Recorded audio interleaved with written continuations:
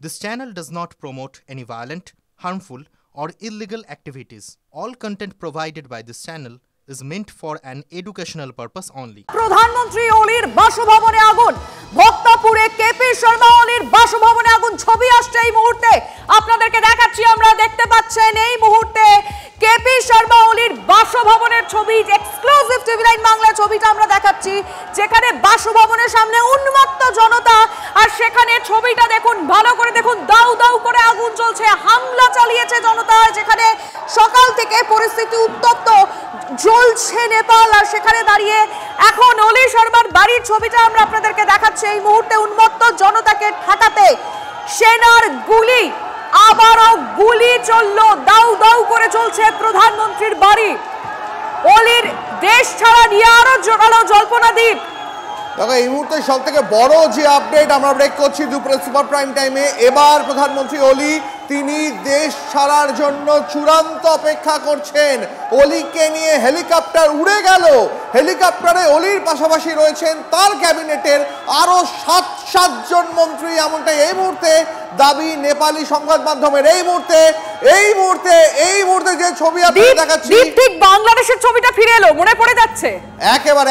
আমি একবার বিগ স্ক্রিনে পিসিআর কে বলবো, পিসিআর একটু বিগ স্ক্রিনে ছুটে দেখে দেখুন, প্রধানমন্ত্রী অলির সঙ্গে তার ক্যাবিনেটের সাতজন মন্ত্রী তারা এই মুহূর্তে নেপাল ছাড়ছেন, এমনটাই সংবাদ মাধ্যম সূত্রে খবর পাওয়া যাচ্ছে। এবং পাশাপাশি আরো আপনাদের জানিয়ে রাখি, অলি দুবাইতে অ্যাসাইলাম চাইছেন, তিনি তার চিকিৎসার জন্য দুবাইতে যেতে চান, এমনটাই সূত্রের খবর পাওয়া যাচ্ছে। তবে এখনো পর্যন্ত এই খবর নিশ্চিত নয় কোথায় তিনি যান, সেটা এই মুহূর্তের সব থেকে প্রধান আলোচ্য বিষয়। আমাদের সহকর্মী সায়ন্ত আমাদের সঙ্গে রয়েছেন। সায়ন্ত, আমরা দেখতে পাচ্ছি প্রধানমন্ত্রী অলি তিনি তার ক্যাবিনেটের মন্ত্রীদের নিয়ে ইতিমধ্যেই সেনার হেলিকপ্টার বাসভবনের ছাদ থেকে উড়ে গেছে। কোথায় অলি যেতে পারেন, কি মনে করা হচ্ছে? দেখো, যেটা মনে করা হচ্ছে, যেটা নেপালের সংবাদ মাধ্যম সূত্রে জানা যাচ্ছে যে তার দুবাইতে যাবার পরিকল্পনা রয়েছে। যেহেতু তিনি দুবাইতে চিকিৎসা করতে যাবেন বলে আগেই সিদ্ধান্ত নিয়েছিলেন, কিন্তু তার পাশাপাশি তার দুটি বন্ধু রাষ্ট্র রয়েছে, সেখানে যাওয়ারও তার পরিকল্পনা থাকতে পারে বলে মনে করছে বিভিন্ন মহল। স্বাভাবিকভাবেই তিনি যে দেশে থাকতে পারবেন না তা কিন্তু গতকালই নিশ্চিত হয়ে গিয়েছিল, কারণ যেভাবে তার গ্রামের বাড়িতে ইট বৃষ্টি হয়েছিল, আগুন লাগানোর চেষ্টা হয়েছিল, আজকে তো তার বাসভবনে অগ্নিসংযোগই হয়ে গিয়েছে। এবং সেই জায়গায় দাঁড়িয়ে তিনি যে কোনোভাবেই দেশে আর থাকতে পারবেন না সেটা বুঝতে পেরে সঙ্গে রাখো। আরো একবার দর্শকদের জানিয়ে রাখবো, এই মুহূর্তে প্রধানমন্ত্রী অলি তার বাসভবনে উন্মত্ত জনতা তার আগুন ধরিয়ে দিয়েছে। জনতাকে নিরস্ত্র করার জন্য দেখতে পেলেই গুলি চালানোর নির্দেশ দেওয়া হচ্ছে সেনার উপরে। যে ছবি আপনাদের দেখাচ্ছিলাম, অলিকে নিয়ে হেলিকপ্টার উড়ে গেল, হেলিকপ্টারে অলির সঙ্গে রয়েছেন আরো সাতজন মন্ত্রী। এই মুহূর্তে নিউজরুম থেকে আমাদের সঙ্গে পলিটিক্যাল এডিটর অনির্বাণ সিনহা রয়েছে। তার আগে আমরা কাঠমান্ডুতে একটু নজর রাখতে চাইবো। এই মুহূর্তে ভয়ঙ্কর পরিস্থিতি, ছবিটা দেখাচ্ছি। मैडम आप हिंदी में बात करेंगे? I can speak Hindi. हम लोग इंडिया से आए हैं, ये जानना चाहते हैं क्या सेंटिमेंट्स हैं, क्या चाहते हैं आप? सेना से सवाल कर रही हैं, क्या सवाल है आपके? हम सेना से ये सवाल कर रहे हैं, हम पब्लिक है, यहाँ पे करप्शन के खिलाफ जो जेनजिस की लड़ाई कल से कर रहे हैं। I am not Gen Zs, I am Gen Y major, लेकिन ये सब हम नेपलिस के अभी लड़ाई हो रही है। कल जेनजिस ने स्टार्ट किया था, लेकिन हम नेपलिस अब हम इसको खत्म करेंगे। हम सेना से या पुलिस से क्या आग्रह है, दे आर ऑल्सो पब्लिक के लिए है ना, ये हमारे टैक्स इनके सैलरी चलते हैं। नेता लोग के सब बिजनेस में पैसे से उनका घर बनाता है, उनका बच्चे लोग हाई फाई जिंदगी जी रहे, लेकिन हमारे पब्लिक, हमारे बच्चा सवाल कर रही थी फ्यूचर का।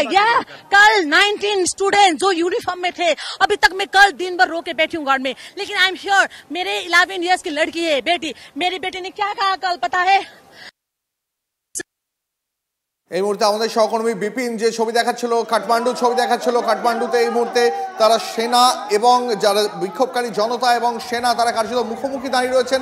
আমাদের সঙ্গে নিউজরুম থেকে আমাদের পলিটিক্যাল এডিটর অনির্বাণ সিনহা রয়েছেন। অনির্বাণ দা, এই মুহূর্তের সব থেকে বড় জল্পনা, অলি কি সত্যি দেশ ছাড়ছেন? এবার সেই ছবি, যে ছবি আমরা এই মুহূর্তে দেখাচ্ছি, আমরা কথা বলবো, কিন্তু তার আগে একটা ছবি এই মুহূর্তে দেখাই। ভয়ঙ্কর একের পর এক ছবি আসছে। এই মুহূর্তে দাঁড়িয়ে দেখাচ্ছি কিভাবে একটা গাড়ি, সম্ভবত এটা কোনো মন্ত্রীর গাড়ি, এখনো বিষয়টা কনফার্ম করতে একটু সময় লাগবে, যে গাড়ি ভাঙচুর করা উত্তেজিত জনতা তাদের ক্ষোভ কতটা সেটা বোধহয় এই ছবিটা দেখে খানিকটা আমরা আন্দাজ করতে পারছি। আমরা বিগড়ে একের পর এক ছবি রাখছি, পিসিআর কে বলবো আবারও সেই ছবিগুলো দেখাতে। তার মধ্যে একটু অনির্বাণ সিনহার সাথে কথা বলবো। অনির্বাণ, যেখানে দাঁড়িয়ে আমরা দেখলাম আজকে একটু আগে যে ছবিটা দেখলাম পুরো যেন বাংলাদেশের ছবিটা রিপিট হচ্ছে, একদম মনে হচ্ছে কপি পেস্ট করে দেওয়া হচ্ছে। একটু আগে আমরা খবর ব্রেক করেছিলাম সন্ধ্যাবেলায় 6টার সময় একদম শেষ চেষ্টা করবে সর্বদল বৈঠক দেখার, কিন্তু না, এখন শুধু বোধহয় প্রাণ বাঁচানোই লক্ষ্য প্রধানমন্ত্রী। আমি গতকাল দুপুর থেকে বলতে শুরু করেছিলাম যে অলি সম্ভবত নিজের প্রাণের ভয় পাচ্ছেন। অলি কোনোভাবেই শুধুমাত্র দেশ থেকে নিজের ক্ষমতা চলে যাওয়া, নিজের সরকারের ক্ষমতা থেকে চলে যাওয়া, এগুলোর ঊর্ধ্বে কোনো একটা কিছুর ভয় পাচ্ছেন না। হলে একটা সরকার একই সঙ্গে বিদ্রোহীদের আলোচনায় ডাকছে এবং দেখা মাত্র গুলির নির্দেশ দিচ্ছে পুলিশ এবং সেনাকে, এ দুটো একসঙ্গে সম্ভব না। অলির শাসন যে নড়ে গেছে, অলির যে ক্ষমতা নড়ে গিয়েছে, ক্ষমতার কন্ট্রোল নিয়ন্ত্রণ যে নড়ে গিয়েছে, সেটা গতকালই বোঝা গেছিল। গতকাল বিকেল নাগাদ অলি স্বরাষ্ট্রমন্ত্রী পদত্যাগ করেন। আরও স্পষ্ট হয়ে যায় দেশের আইন শৃঙ্খলা পরিস্থিতির উপর অলি সরকারের কার্যত কোনো নিয়ন্ত্রণ নেই বা কোনো ক্ষমতা নেই তাদের হাতে। এবং আজ সকাল থেকে আরও একের পর এক মন্ত্রীর পদত্যাগ, তার সঙ্গে সঙ্গে যোগ হয় শুধু অলি নয়, অলির রাজনৈতিকভাবে প্রতিপক্ষ বলে যারা পরিচিত, সেটা প্রচণ্ড হন আগের প্রধানমন্ত্রী, একসময় অলির কমরেড তার দলের, অথবা শের বাহাদুর দেবর মতো প্রাক্তন নেপালি কংগ্রেস নেতা হন, যারা একসময় দেশ শাসন করেছেন, প্রধানমন্ত্রী ছিলেন, তাদের বাড়িতে পর্যন্ত আগুন লাগাতে শুরু করে উন্মত্ত জনতা। অর্থাৎ নেপালে এতদিনকার পরিচিত কোনো রাজনৈতিক দল এবং কোনো নেতাকে যে মানুষ আর ভরসা করছে না, বিশ্বাস করছে না, সেটা স্পষ্ট হয়ে যায় কিছুক্ষণের মধ্যেই। সঙ্গে থাকো। আমাদের সঙ্গে এই মুহূর্তে আন্তর্জাতিক সম্পর্ক বিশেষজ্ঞ অনিক চট্টোপাধ্যায় রয়েছেন। অনিক বাবু, আপনি তো খুব ক্লোজলি মনিটর করছেন এই গোটা পরিস্থিতি। ধরে নেওয়া যাক যদি অলি কোনো মতে আজ দেশ ছাড়তে সক্ষম হন, তাহলে এরপরে কি? এরপরে নেপালের যে মাসনাদ, সেই মাসনাদে কে বসবে, কিভাবে দেশটা চলবে? ভারতের প্রতিবেশী দেশ, তার ফলে একটা এটা নিয়ে একটা গুরুত্ব অবশ্যই থেকে যাচ্ছে। হ্যাঁ, একদমই। এবং নেপালে কিন্তু অলি যদি দেশ ছাড়েন, নেপালে কিন্তু অস্থিরতা বজায় থাকে। অর্থাৎ নেপালের জনগণ তারা কিন্তু সমস্ত রাজনৈতিক দলের ওপর থেকে আস্থা হারিয়েছে। সেই নেতাদের বাড়িতে আক্রমণ থেকে এটা বোঝা যাচ্ছে সমস্ত রাজনৈতিক দলের প্রতি নেপালি জনগণের আস্থা একেবারে শূন্যে এসে ঠেকেছে। এটা কেন? এটা এই কারণে যে গত প্রায় 15 বছর ধরে কোনো সরকার স্থিতিশীলভাবে নেপালকে শাসন করতে পারেনি এবং তাদের যে পরিষেবা দেওয়ার কথা সরকারকে, সেই পরিষেবা তারা জনগণকে দিতে পারেনি। এবং তার উপরে রাজতন্ত্রের প্রতি জনগণের একটা বিরাট অংশের আগ্রহ আছে। তারা বারবার ভাবছে যে গণতান্ত্রিক সরকার যদি ব্যর্থ হয়, গণতান্ত্রিক সরকার যদি আমাদের কিছু নাই করতে পারে, তাহলে আমরা আবার রাজতন্ত্রেই তো ফিরে যাওয়া ভালো ছিল। রাজতন্ত্রে অন্তত শোষণ অন্তত কম হতো, সেটা হয়তো সীমাবদ্ধ থাকতো। কিন্তু এই অবস্থায় তো দেখা যাচ্ছে করাপশন, দুর্নীতি। প্রতিটি রাজনৈতিক দল যারা ক্ষমতায় এসেছেন, যারা সরকার গঠন করেছেন, প্রতিটি রাজনৈতিক দলের সরকার তারা দুর্নীতিতে নিমজ্জিত হয়েছে। আর এই দুর্নীতির বিরুদ্ধেই তো এই মুহূর্তে গর্জে উঠেছে নেপালের গোটা যুব সম্প্রদায়। অনেকবাবু আমাদের সঙ্গে থাকুন, আসবো আপনার কাছে আবারও। এই মুহূর্তে কাঠমান্ডু থেকে আরো একটা খবর আসছে, এই মুহূর্তে ব্রেকিং নিউজ দেখে নেব। কাঠমান্ডু বিমানবন্দর সেটা বন্ধ করে দেওয়া হয়েছে এবং সেনার দখলে রয়েছে এই বিমানবন্দর। কিছুক্ষণ আগে আপনাদের আমরা দেখাচ্ছিলাম হেলিকপ্টার উড়ছে, সেখানে পালিয়ে যাওয়ার চেষ্টা করা হচ্ছে, এরকম নানান তথ্য উঠে আসছে যে প্রধানমন্ত্রী দেশ ছাড়ছেন হয়তো তার মন্ত্রীদের নিয়ে, এরকম নানান তথ্য এখনো পর্যন্ত সামনে এসেছে। কিন্তু এগুলো পুরোটাই জল্পনার আকারে রয়েছে, নির্দিষ্টভাবে এখনো পর্যন্ত এই সংক্রান্ত কোনো খবর এসে পৌঁছায়নি। তবে নিশ্চিত যে খবর আপনাদের আমরা দিচ্ছি, কাঠমান্ডু বিমানবন্দর সেটা বন্ধ করে সেনার হাতে তুলে দেওয়া হয়েছে। সিজার মন্ডল আমাদের প্রতিনিধির সঙ্গে রয়েছেন, আমরা একটু জানবো এই পরিস্থিতি একটু একটু করে নিশ্চয়ই তৈরি হয়েছিল, এর ব্যাকগ্রাউন্ডটা ঠিক কি ছিল যে আজকে এইরকম জায়গায় এতটা উত্তাল পরিস্থিতি তৈরি হলো যে দেশ ছাড়তে হচ্ছে দেশের প্রধানমন্ত্রী সহ অন্যান্যদের? দেখো, কেপিএস ওলি দেশ ছেড়েছেন কিনা সেটা স্পষ্ট না হলেও দেশ ছাড়ার মতো পরিস্থিতি যে তৈরি হয়ে গেছে সেটা আজকে খালি কাঠমান্ডুর যে ছবি আমরা দেখছি, নেপালের আরও প্রত্যন্ত এলাকায় কিন্তু এর থেকেও ভয়ঙ্কর খবর আসছে। আর সেখানে দাঁড়িয়ে এই পালা বদল হতে চলেছে, রাজনৈতিক পালা বদল হতে চলেছে এবং সেটা সময়ের অপেক্ষা, এটা খুব জোর দিয়ে বলা যায়। এবং সেখানেই প্রশ্ন ওঠে যে এরপর কারা, কারণ এখন পর্যন্ত 2006 সালে যখন রাজতন্ত্র শেষ হলো, 2008 সালে জ্ঞানেন্দ্র দেশ ছাড়লেন তারপর থেকে যে প্রজাতান্ত্রিক যে সরকার, সেই সরকারে বারবার কিন্তু তিনটে মুখ মূলত ক্ষমতার কেন্দ্রে এসছে। এক ওলি, দ্বিতীয় হচ্ছেন শেরবাহাদুর দেওয়া নেপাল কংগ্রেসের, এবং তৃতীয় হচ্ছেন প্রচণ্ড কুমার দাহাল বা পুষ্পক কুমার দাহাল ওরফে প্রচণ্ড, যে মাওয়িস্ট সেন্টারে। এই তিনটে দল কিন্তু এই যে গত কয়েক বছরে এই তিনটে দল এবং এই তিনটে দলের নেতাদের বিরুদ্ধে মানুষের যে রোষ, যে রোষের বহিঃপ্রকাশ আজকে দেখা যাচ্ছে, যে রোষ আজকে সব থেকে বেশি দেখা যাচ্ছে, তার মাঝখানে কিন্তু দুটো রাজনৈতিক দল ধীরে ধীরে নিজেদের জায়গা তৈরি করেছে। একটা রাষ্ট্রীয় প্রজাতান্ত্রিক পার্টি, যেটা অনেক বেশি প্রো মনার্ক হিসেবে বলা হয়, রাজতন্ত্রের সপক্ষে, কারণ গত 28শে মার্চ কাঠমান্ডুর বুকে 4000 মানুষ তারা মিছিল করেছিলেন রাজতন্ত্রের সপক্ষে। পোখরাতে রাজা জ্ঞানেন্দ্র আসার পর 18ই ফেব্রুয়ারি তার ভাষণের পর রাজতন্ত্রের সপক্ষে সেই দেশে একটা জনমত গঠন হচ্ছে।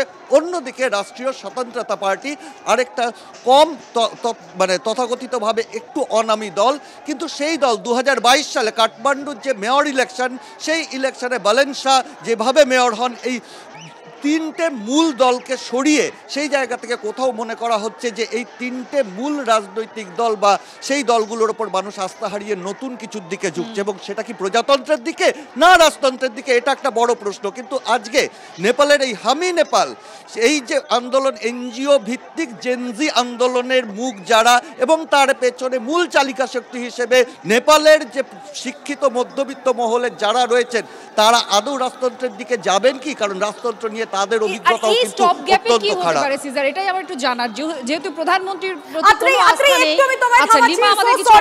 একটু থামাচ্ছি আত্রেই, কারণ এই মুহূর্তে একটা ভয়ঙ্কর ছবি আসছে পিসিআর, সেই ছবিটা এই মুহূর্তে স্ক্রিনে রাখো। নেপালে 5 তারা হোটেলে আগুন লাগলো, ও আগুন লাগালো উত্তেজিত জনতা। কাঠমান্ডুতে হোটেল হিলটন, সেখানে আগুন লাগানো হয়েছে, সেই ছবি আমরা আপনাদের সামনে রাখবো। হোটেল খালি করে আগুন জ্বালিয়ে দেওয়া হলো। এবং কারা আগুন জ্বালালো? যারা উন্মত্ত জনতা, যারা প্রতিবাদ করছেন। এখন নেপালের অলি গলি যাদের দখলে চলে গেছে সেই প্রতিবাদীরা। নেপালে 5 তারা হোটেলে আগুন লাগালো উত্তেজিত জনতা। হোটেল হিলটনে আগুন লাগানো হয়েছে, এই মুহূর্তে হোটেল খালি করে দেওয়া হয়েছে। এবং কারা খালি করেছে? সেই সমস্ত প্রতিবাদীরা, জেন জি যাদের বলা হচ্ছে, যাদের দখলে চলে গেছে এখন নেপালের রাস্তাঘাট, এমনকি হোটেলও খালি করার পর উন্মত্ত জনতা আগুন লাগিয়ে দিয়েছে হোটেলে। এবং যেটা আমরা শুরু থেকেই বলছিলাম যে লাগাতার যে ছবিগুলো আমরা একটা পর একটা দেখছি, বাংলাদেশ মডেল এই নেপালে বিদ্রোহ। নেপালের প্রেসিডেন্টের ব্যক্তিগত বাসভবনে আগুন ধরিয়ে দেওয়া হয় বেশ কিছুক্ষণ আগে। প্রেসিডেন্টের ব্যক্তিগত বাসভবনে ঢুকে পড়ে উন্মত্ত জনতা, সেখানে লুটপাট করা হয়, ভাঙচুর চালানো হয়, তারপর আগুন ধরিয়ে দেওয়া হয়। সায়ন্ত আমাদের সহকর্মী, আমাদের ওয়ার্ক করেসপন্ডেন্ট রয়েছেন আমাদের সঙ্গে। সায়ন্ত, আমরা যে ছবি বাংলাদেশের ক্ষেত্রে দেখেছিলাম, শেখ হাসিনার বাসভবনে ঢুকে তাণ্ডব চালিয়েছিল উন্মত্ত ছাত্র যুবরা, তারপর কার্যত সেই একই ছবি আজ প্রেসিডেন্টের বাসভবনে আগুন ধরিয়ে দেওয়া হয়। এমনকি প্রধানমন্ত্রী ওলি তার বাড়িতেও কিছুক্ষণ আগে আগুন ধরিয়ে দেওয়া হয়েছিল।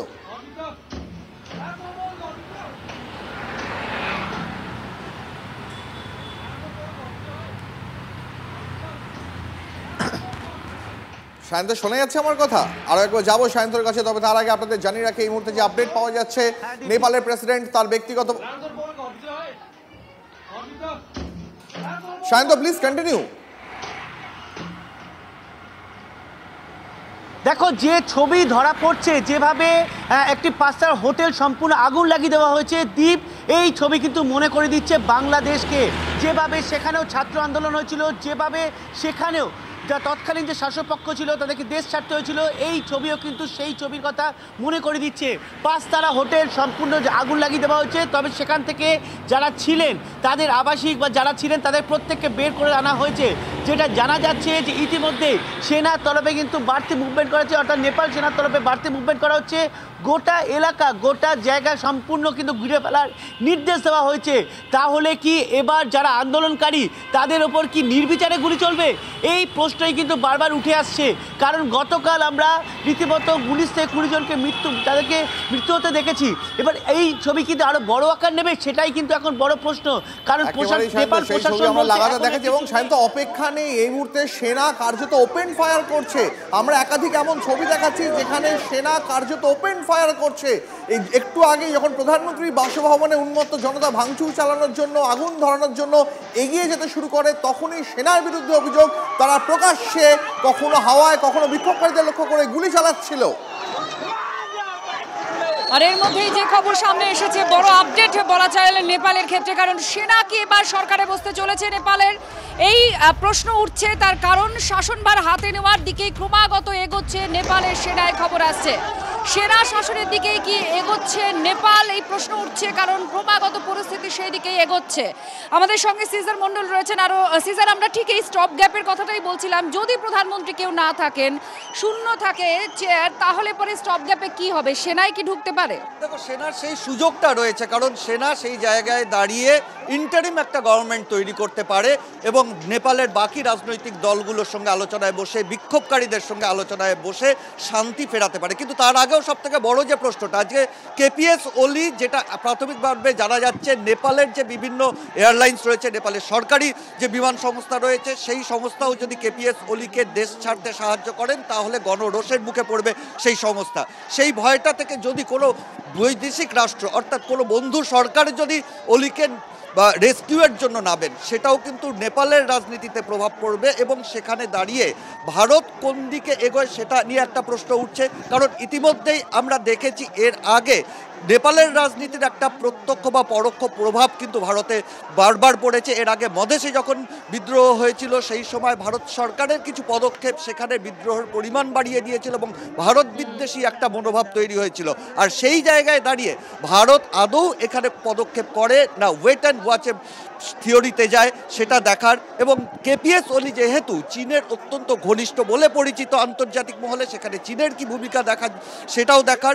এবং সেই জায়গা থেকেই সেনা শাসনভার নিলেও তারপরে নেপালের পরবর্তী শাসনভার কার হাতে যাবে সেটা নিয়ে কিন্তু দুপাশের দুই বৃহৎ রাষ্ট্র চীন এবং ভারতের মধ্যে টানা কূটনৈতিক একটা টানাপোড়েন যে তৈরি হবে সেটা বলার অপেক্ষা রাখে। আমরা এই নিয়েই কথা বলবো একটু। অনিক চ্যাটার্জি আমাদের সঙ্গে রয়েছেন, তার সঙ্গে মিস্টার চ্যাটার্জি, ঠিক এই জায়গায় ভারতের দিক থেকে যে পরিস্থিতি তৈরি হয়েছে, ভারত এটা কিভাবে, এটাকে কোনোভাবে কি নিজেদের ফরে ব্যবহার করতে পারে, কি করতে পারে, কি হতে পারে ভারতের দৃষ্টিকোণ থেকে, কি করা যায়?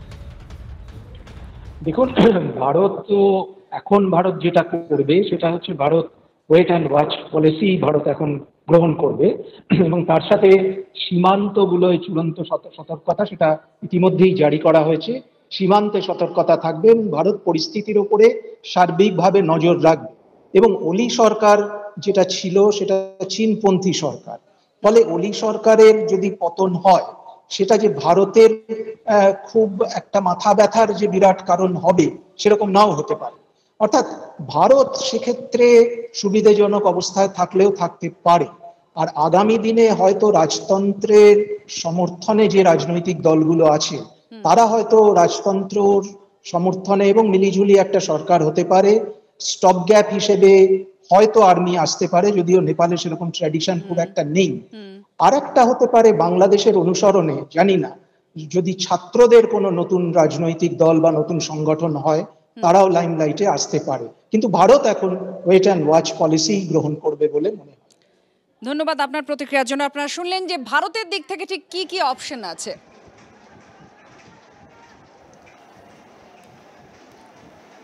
এই মুহূর্তে আরো একটা বড় খবর আসছে, অগ্নিগর্ভ নেপালে পরিস্থিতি হাতের বাইরে। আবারও গুলি চলল, আবারও কাঠমান্ডুতে গুলি, জখম হয়েছেন একজন। এই মুহূর্তে কাঠমান্ডু থেকে খবর পাচ্ছি আমরা, আবারও গুলি চলেছে সেখানে। কাঠমান্ডুতে সরকারি গাড়ি ভাঙচুর করছে বিক্ষোভকারীরা। পরিস্থিতি সামাল দিতে পুলিশের লাঠিচার্জ, টিয়ার গ্যাস, কিন্তু কোনো কিছুই আটকানো যাচ্ছে না উন্মত্ত জনতাকে। এই মুহূর্তে অগ্নিগর্ভ পরিস্থিতি নেপালের, ছবি দেখাচ্ছি আপনাদের। এর পাশাপাশি আরো একটা আপডেট দিয়ে আপনাদের, নেপালে শুধুমাত্র প্রধানমন্ত্রী ওলির বাড়িতে নয়, প্রাক্তন প্রধানমন্ত্রী প্রচন্ড তার বাড়িতেও হামলা, সেই ছবিটা দেখাবো এই মুহূর্তে আপনাদের। নেপালে জনরোষ আছড়ে পড়েছে সমস্ত রাজনৈতিক দলের নেতাদের বিরুদ্ধে।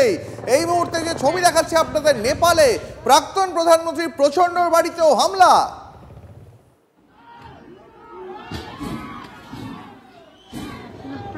এই মুহূর্তে আর কাউকে রেয়াত করতে রাজি নয় জনতা। বিক্ষোভকারীরা তাদের বক্তব্য, দিনের পর দিন দুর্নীতি, দিনের পর দিন কারাপশনে তাদের দম বন্ধ হয়ে আসছে। এবার সরকার পাল্টাতে তারা রাস্তায় নেমেছেন। এই মুহূর্তে কাঠমান্ডু জুড়ে কারফিউ চলছে, রাস্তায় সেনা মোতায়েন রয়েছে, আর অন্যদিকে একের পর এক জনতার ঢল, জনতার ভিড়। এই মুহূর্তে দাঁড়িয়ে সব থেকে বড় খবর, এই মুহূর্তের বিগ ব্রেকিং, নেপালে অলির খোঁজে উন্মত্ত জনতা। কাঠমান্ডু বিমানবন্দরের পথে জনস্রোত, কাঠমান্ডু বিমানবন্দরের পথে জনস্রোত। অলিকে গোপন আস্তানায় লুকিয়ে ফেলেছে সেনা। এই মুহূর্তে দাঁড়িয়ে সব থেকে বড় খবর, যেটা আমরা বারবার বলে যাচ্ছি, অলির কাছে নিজের প্রাণ বাঁচানোই এখন সব থেকে বড় চিন্তার কারণ। কাঠমান্ডু বিমানবন্দরে প্রস্তুত রাখা হয়েছে হিমালয়ান এয়ারলাইন্সের বিমান। অলিকে হাতে পেতে মরিয়া বিদ্রোহীরা। এই মুহূর্তে নেপালের পরিস্থিতি অগ্নিগর্ভ, সেখানে দাঁড়িয়ে বিমানবন্দরের উদ্দেশ্যে তারা বেরিয়ে পড়েছে। নেপালে অলির খোঁজে উন্মত্ত জনতা, কাঠমান্ডু বিমানবন্দরের পথে জনস্রোত। যে কথাটা আমরা একটু আগেই বলছিলাম লিমা, যে অলি তিনি শেষ পর্যন্ত প্রাণে বেঁচে দেশ ছাড়তে পারবেন কিনা, এটাই এই মুহূর্তের সব থেকে বড় প্রশ্ন। অলি এবং তার ক্যাবিনেটের মন্ত্রীদের বিরুদ্ধে এই মুহূর্তে নেপালের জনতার যা রাগ, সেখানে তারা অলি বা তার সরকারের মন্ত্রীদের এই মুহূর্তে তারা কার্যত চিরুনি তল্লাশি চালাচ্ছে, খুঁজছে। অলিকে, সেনাকে লুকিয়ে ফেলতে হয়েছে। দেশের সেনা, নেপালের সেনা এই মুহূর্তে অলিকে লুকিয়ে রেখেছে গোপন আস্তানায়।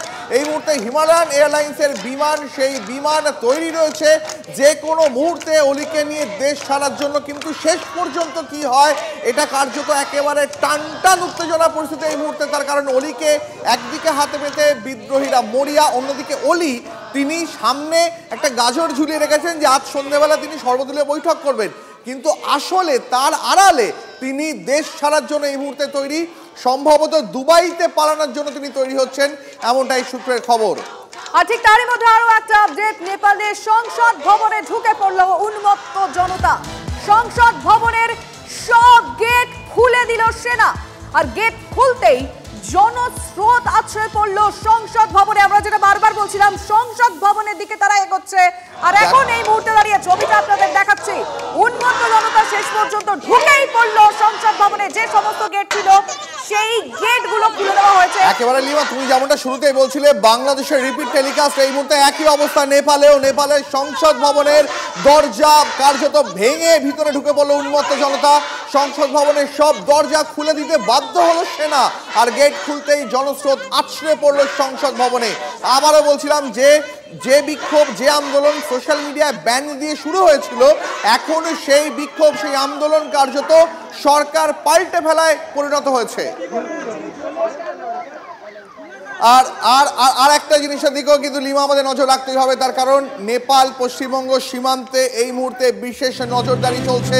দার্জিলিংয়ের এসপির সঙ্গে কথা বলেছেন ডিজি, সীমান্তবর্তী এলাকার অন্য এসপিদের সঙ্গেও কথা হচ্ছে। তার কারণ নেপালে যা পরিস্থিতি, তার প্রভাব সেখান থেকে কেউ পশ্চিমবঙ্গে এসে কিছু করতে পারেন কিনা, সেই কারণে বিশেষ নজরদারি। দীক্ষা আমাদের সঙ্গে রয়েছেন। দীক্ষা, এই মুহূর্তে যেমনটা আপডেট পাচ্ছি, দার্জিলিংয়ের এসপির সঙ্গে ডিজির কথা হয়েছে, কি খবর পাওয়া যাচ্ছে?